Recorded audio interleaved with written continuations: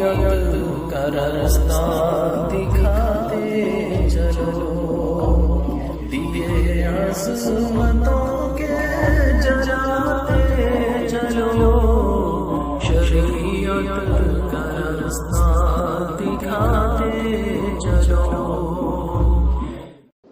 اللہ تعالیٰ نے حضرات صحابہ اکرام کو بہت اونچا مقام عطا فرمایا ہے، رضی اللہ عنہم ورضوا عنہ کا تمغہ اللہ تعالیٰ نے قرآن مجید میں صحابہ اکرام کے لیے ارشاد فرمایا۔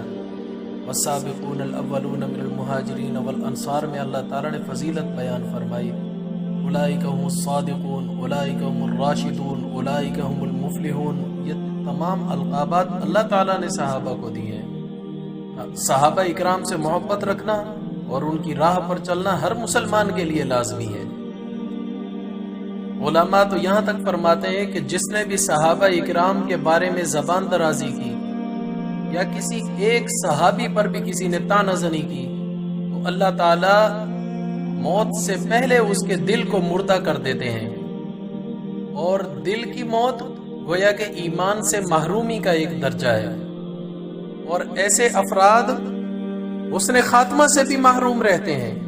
وجہ یہ ہے کہ صحابہ اکرام پر طعنہ زنی کرنا رسول اللہ صلی اللہ علیہ وسلم کو ایذا پہنچانا ہے، اور رسول اللہ صلی اللہ علیہ وسلم کو ایذا پہنچانا ایمان سے محرومی کا ذریعہ بن جاتا ہے۔ تمام صحابہ اکرام سچے ہیں، عادل ہیں، جنتی ہیں، کامیاب ہیں، اونچے روشن ستارے ہیں۔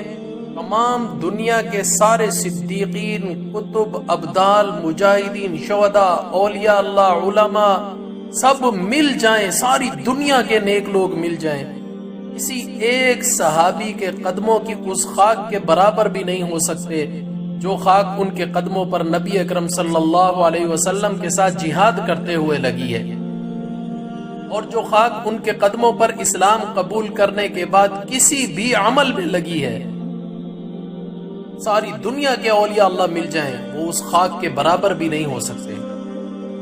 یا اللہ گواہ رہنا، ہم آپ کے محبوب نبی اکرم صلی اللہ علیہ وسلم کے تمام اہل بیت اور تمام صحابہ اکرام سے محبت رکھتے ہیں، اور ان میں سے کسی ایک کے لیے بھی اپنے دل میں کوئی بغض یا کینہ یا تنگی نہیں رکھتے۔